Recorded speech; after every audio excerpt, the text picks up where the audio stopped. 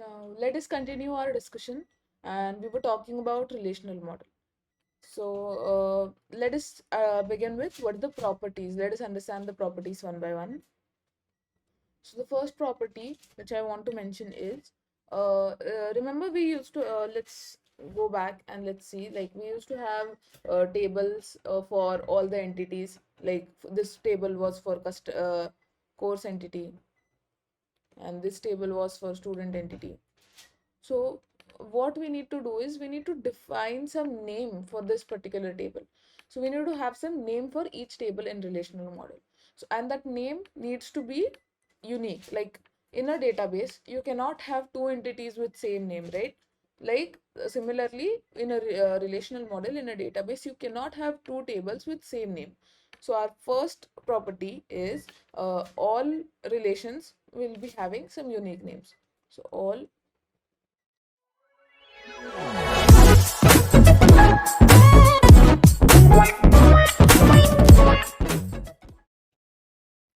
do not confuse it with the relations which discussed in AR model.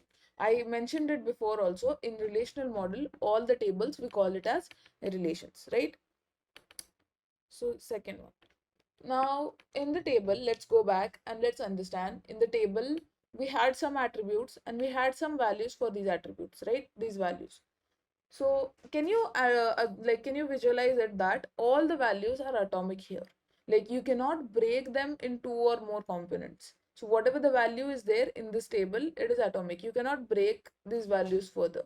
So in a relational model, whatever the values are, they need to be atomic. They cannot be broken into different parts. This is the one property of relational model. So our next property I'm writing as uh, all the values.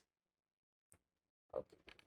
So let us come back again to the same example and now have a look on attributes. Like you have this four attributes here, like three attributes and one is the foreign key. But consider these. Like what would happen if any two have the same name? Can we have two attributes of same name? No, right?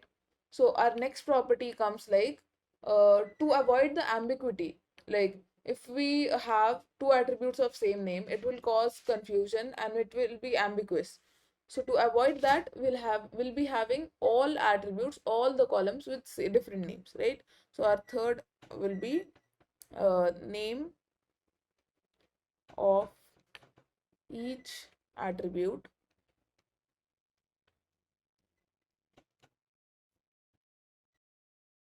should be unique. Now, if we do not have unique names, it will just create confusion. Like we cannot access the data. What if you go and say that I want name and we have two columns of name? Which name we are supposed to get? So this is not something which is not acceptable. So we need to have unique attributes, unique name of all the attributes.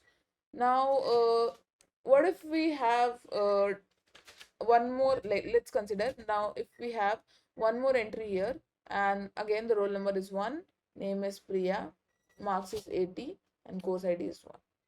What are we doing here? We are having two entities which are same, right? These two are same. So if we are saving the same entity again and again, we are just wasting our space. There is no point of saving the same entity again. It is just causing redundancy. To remove redundancies, we need to have all tuples as unique. Like remember we discussed that tuples is row in this particular table. We call row in the table as tuple. So to have it unique, like to remove the redundancy, we should have unique tuples. So our next property is in a table we should have uh, unique tuples. Should have unique values in tuples. Okay. Then what is the next property which we can think of?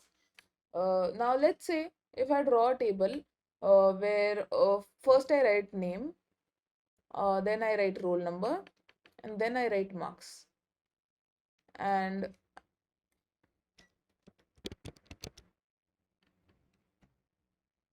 now I write similar table with roll number first, then I write name, and then I write marks.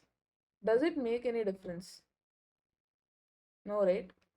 Because both of the tables are having same attributes, they're representing the same structure. So for me, the order of attributes doesn't make any sense. Now if I write this 2 Raj 50 above Priya, does it make any sense? No, because each row corresponds to each entity, and we can have jumbled orders of entities, right? There's no significance of the order. So order of rows and columns do not matter in relational model. So our next property is order of rows and columns do not matter.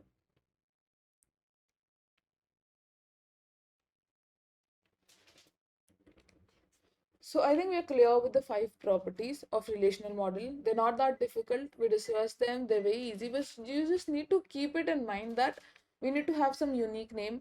We need to have all the values should be atomic. We cannot divide it further. We need to have the name of attribute as unique. We need to have unique tuples, and we need to have then the order of rows and columns do not matter to us because it is not making any sense.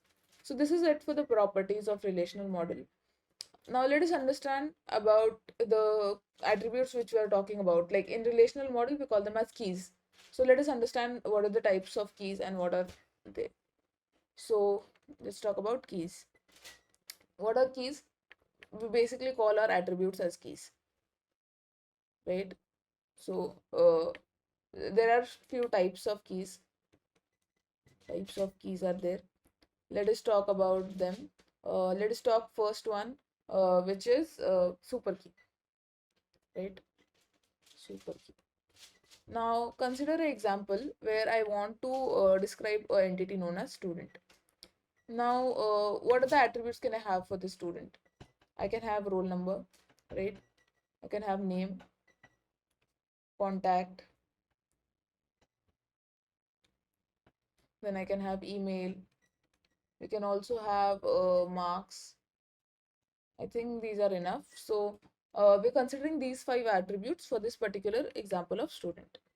Now, if I combine 2 or more attributes so that they uniquely identify the student, like if I say I have roll number, can it uniquely identify the student? Yes. If I say I can take like roll number and name,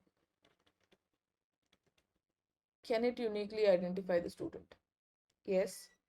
Then what if I say roll number, contact, and name? Can we uniquely identify the student? Yes, right? Then we can have contact and email. Like the combination cannot be same for both many students, right? So contact and email. So any combination of keys where we can uniquely identify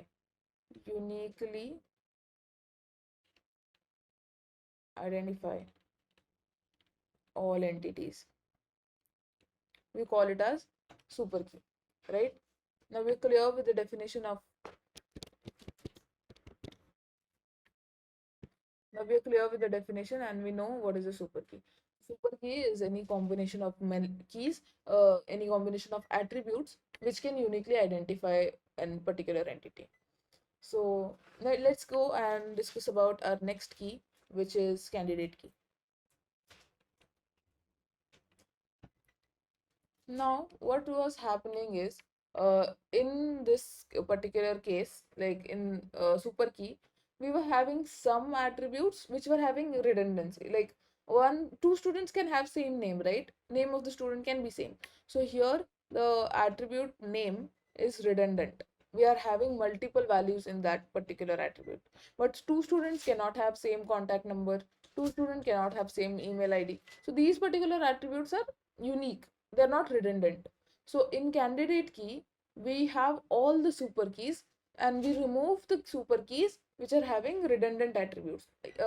Whatever it be, like even if there is one single redundant attribute, we cannot call it as candidate key. So from the above listed 4, we can have